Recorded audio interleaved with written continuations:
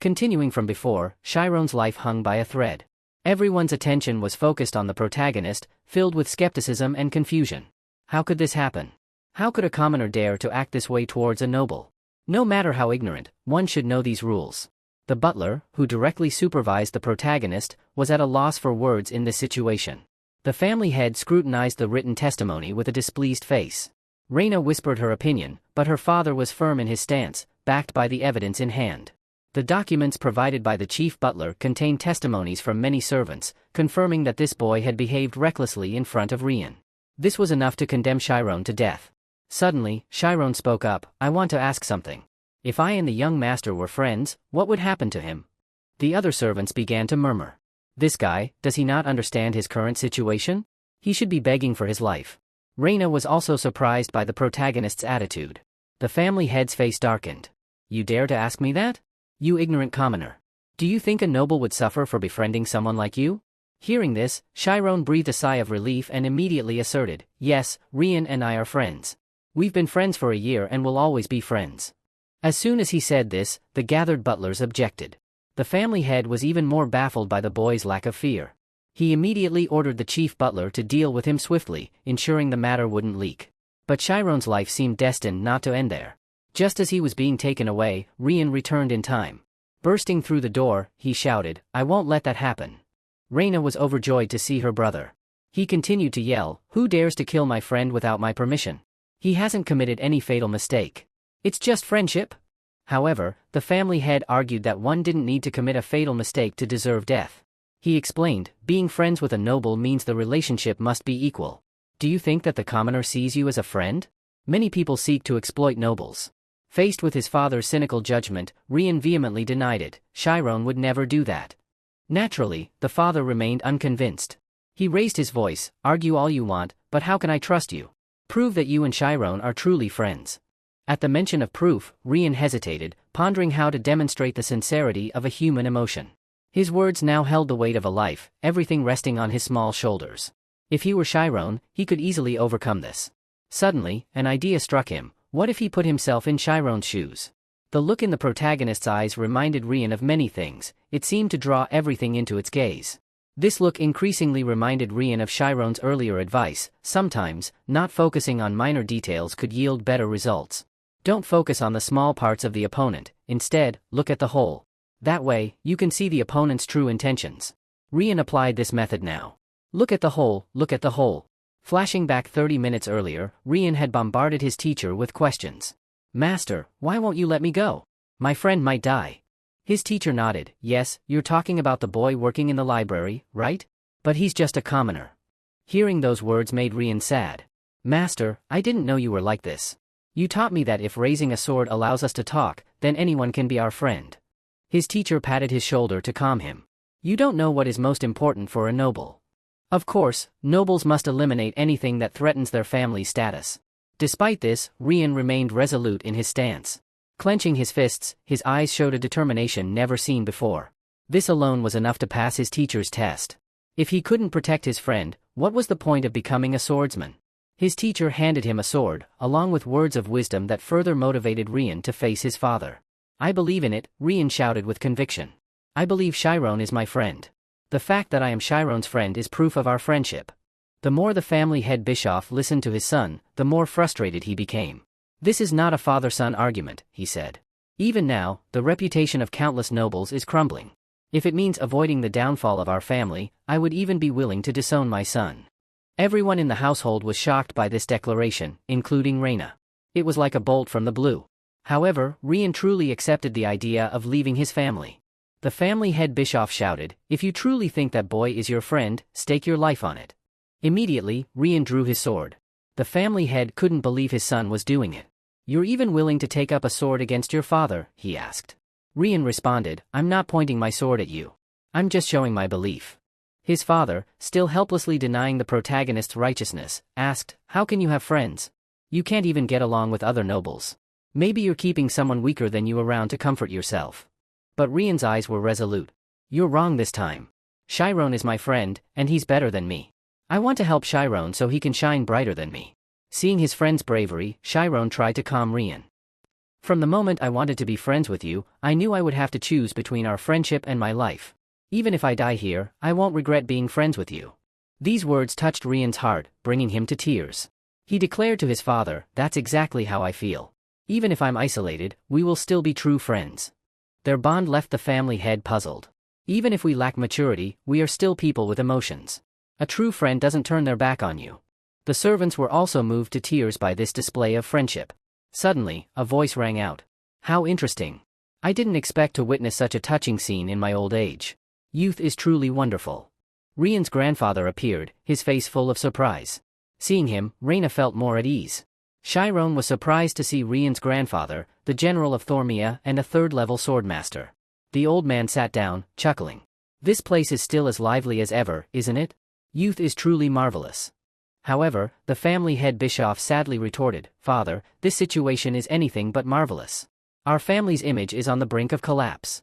Yet the former family head had a positive outlook, advising Bischoff not to rush to conclusions. "First, let's hear each other's perspectives before deciding if our reputation is truly in jeopardy." Without hesitation, Reina stepped forward as the first witness.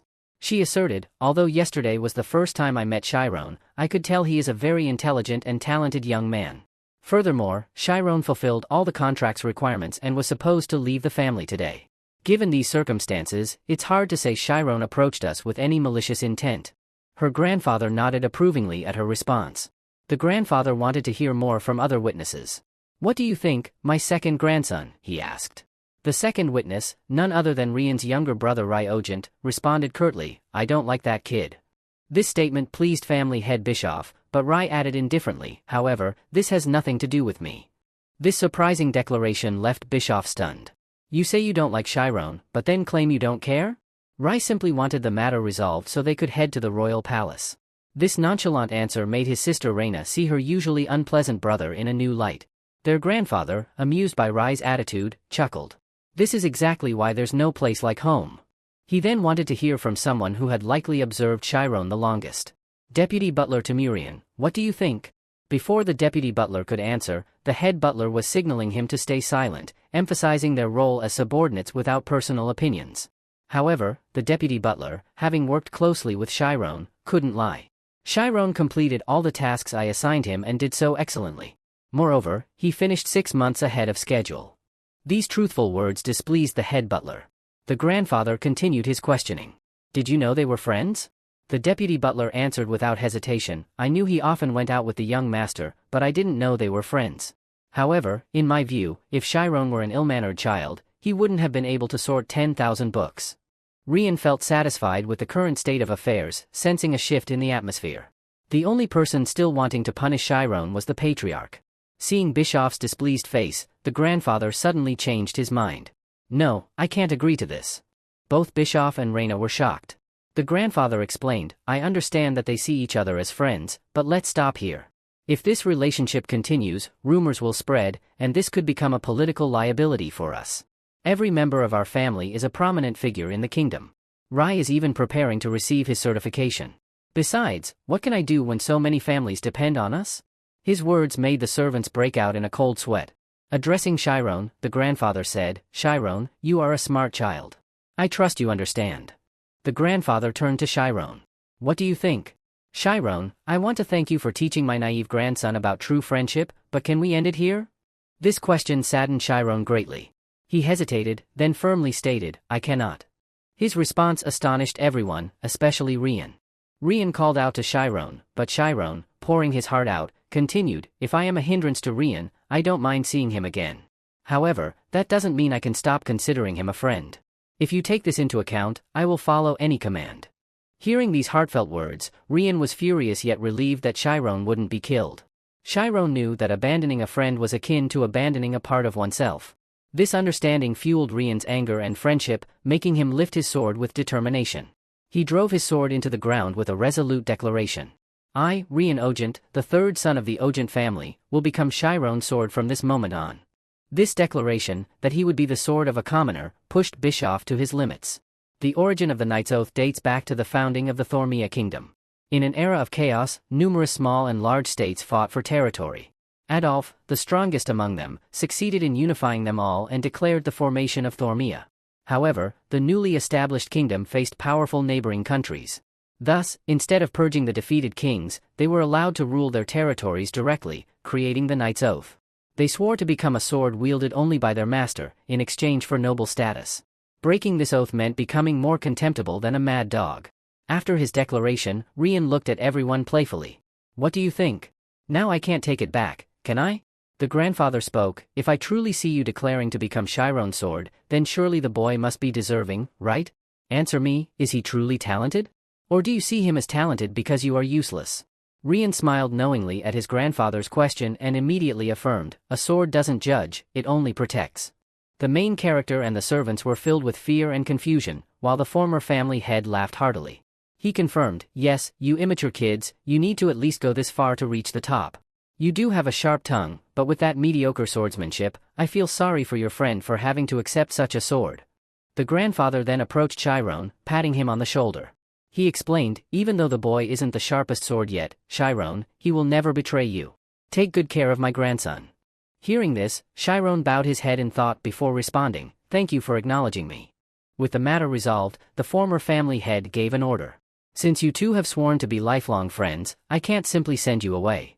He then instructed the deputy butler to use the carriage that was meant for Chiron to bring his parents here. Right now? The other servants were surprised by this decision, thinking, we can never understand what nobles are thinking. After receiving the approval of his friendship, Rian yelled out in joy. He turned to Chiron, did you see my family's expressions? It was amazing. However, Chiron was still worried about Rian. You didn't need to make that knight's vow for me, he said.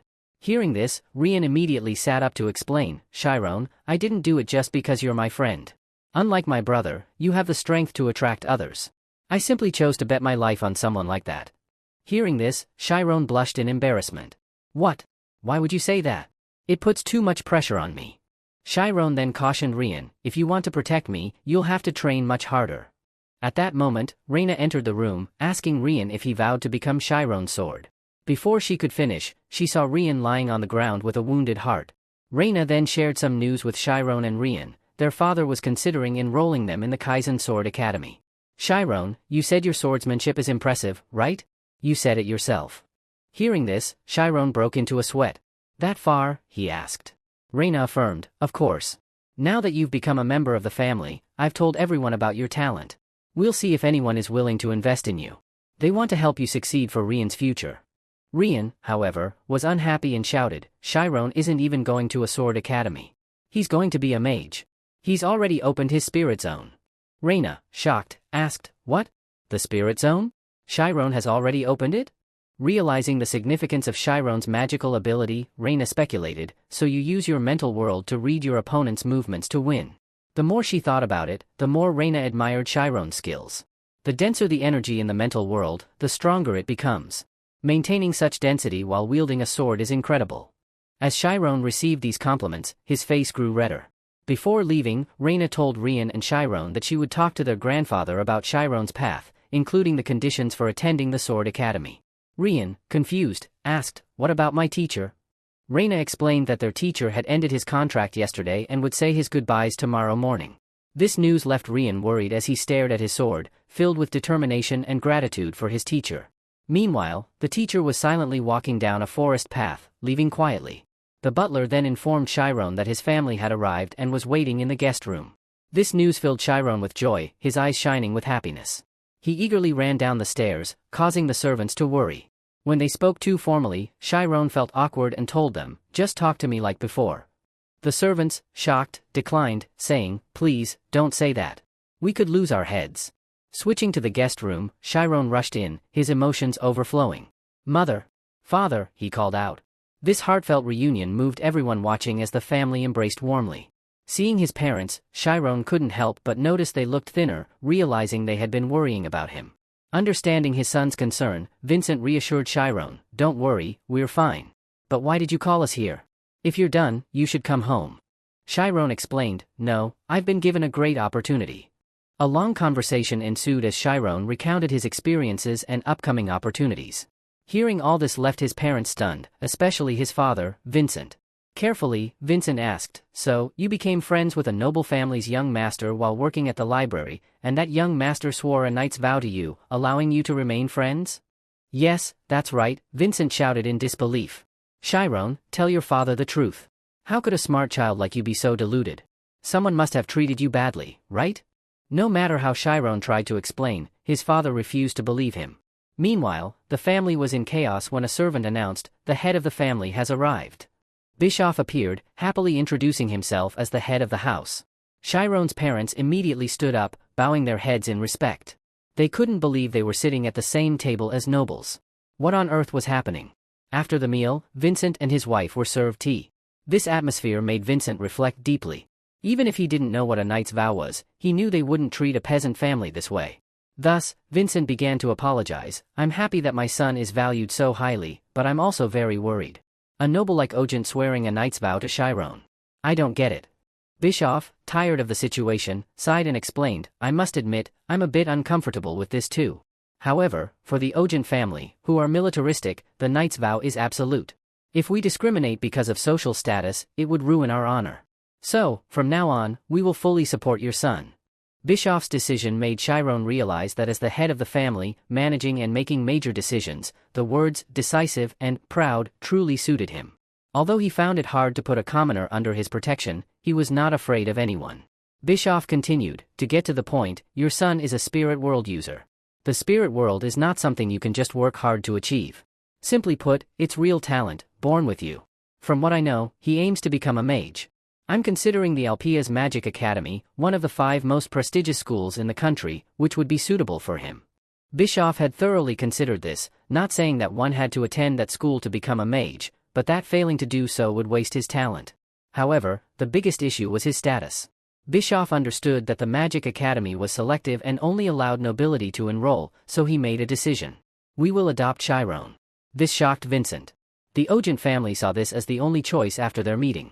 They had a cousin who still had no children. "If we add his name to our cousin's family, all problems will be solved. However, we have no intention of taking your son away, it's just a formality. Through this, Chiron will become a noble." Vincent was constantly thinking about Chiron becoming a noble. How lucky he was to get such an opportunity. "But if we do this, it feels like we're being robbed of our son." Vincent looked at Chiron, wanting to express something. "Tell me, Chiron, what should I do?" The reason Vincent had such thoughts was due to Chiron's determined attitude and eyes. Chiron immediately spoke up, "I am my father's son. I can't become someone else's adopted child." Reina tried to explain, "It's just on paper. We will still treat your parents as your real parents.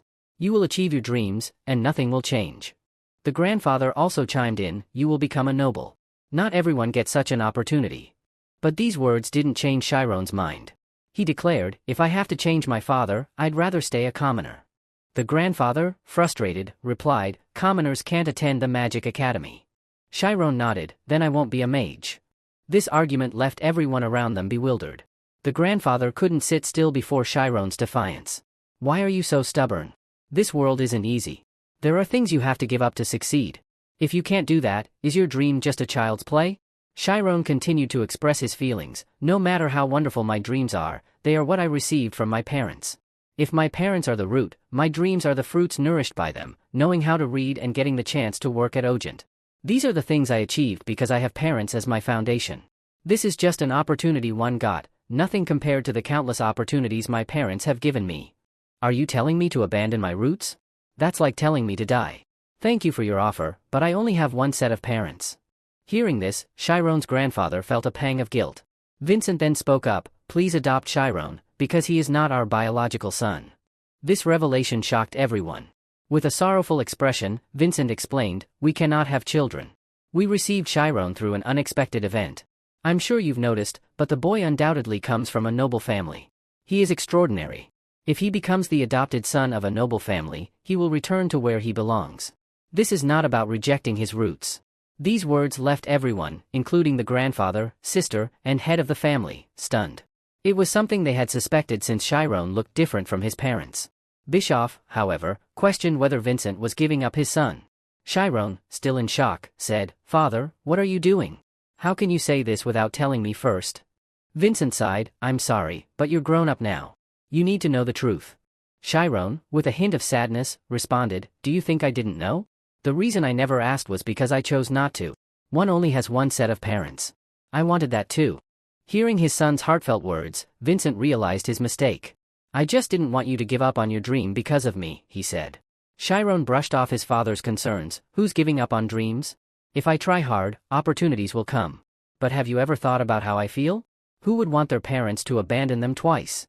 Chiron's tears made Vincent realize his error. He held his son's hand, his voice trembling. Everything I did was my fault, Chiron. I will never abandon you. Please forgive your foolish father. You are everything to me. This heartfelt embrace moved Bischoff deeply. He realized that as parents, their actions could unintentionally hurt their children. Parenting is indeed difficult. With tears in his eyes, he looked at his son. Rian was also crying, touched by the emotional scene. Seeing the situation, Bischoff proposed an alternative solution. I've heard that Althea's Magic Academy has a special consideration program. Switching to 3 days before Rian arrived at the Swordsmanship Academy, Chiron's family was allowed to stay at the Ogent house. Vincent still felt guilty about Chiron. Rian and Chiron finally had some free time together, their faces glowing with happiness. 3 days later, Chiron stood in front of the palace, annoyed by the loud cries of Rian.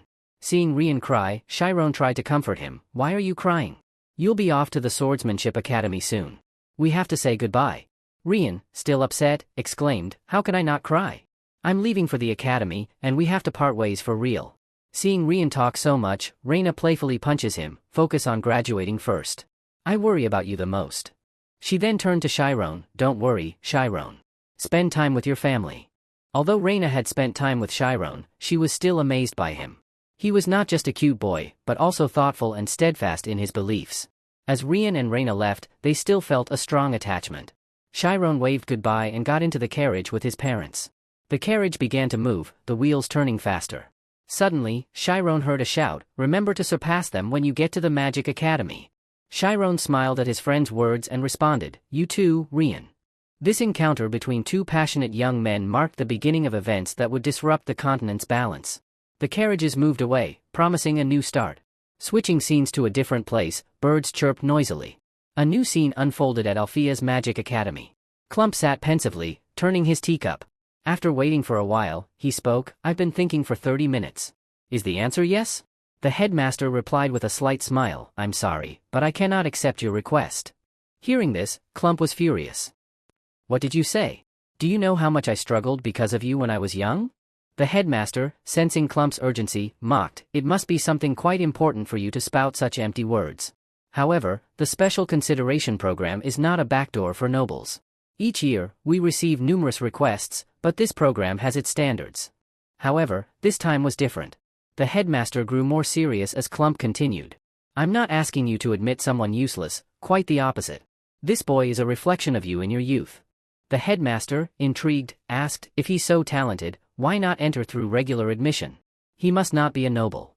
Realizing this, the headmaster was taken aback. It can't be, a child with blonde hair and pale blue eyes? Clump then shared the story of Rian and Chiron's friendship, emphasizing how Chiron was willing to risk his life for Clump's grandson. Clump's first impression of Chiron was of an intelligent boy who knew how to influence adults. But after Clump suggested adopting him, Chiron refused, saying that abandoning his origins was like asking him to find a way to die. Who would refuse to become a noble? Clump questioned. The headmaster, now deep in thought, realized Chiron understood the natural law of cause and effect. Most people do not understand this and easily lose themselves. Opportunities can come at any time, but the moment one denies their roots, they lose everything and cannot uphold what they believe in. This reminded the headmaster of his youth. The headmaster said, people who do not compromise are often judged by others, which can be dangerous. Clump seemed to grasp something about the headmaster's past. You still haven't forgiven yourself, have you? You've done everything you could and trained countless talents. Isn't it time to forgive yourself? Clump's advice made the headmaster laugh. Forgiveness is too luxurious a term for me. The real reason I teach children is to prevent another like me from emerging. If this child is like me, there's no guarantee he won't tread the same terrible path I did. The child cast out 4 years ago has returned, a talent buried by class barriers. This is fate. In the end, the headmaster decided to admit Chiron. So Chiron's journey embarks on a new chapter. Stay tuned for the next part. Peace.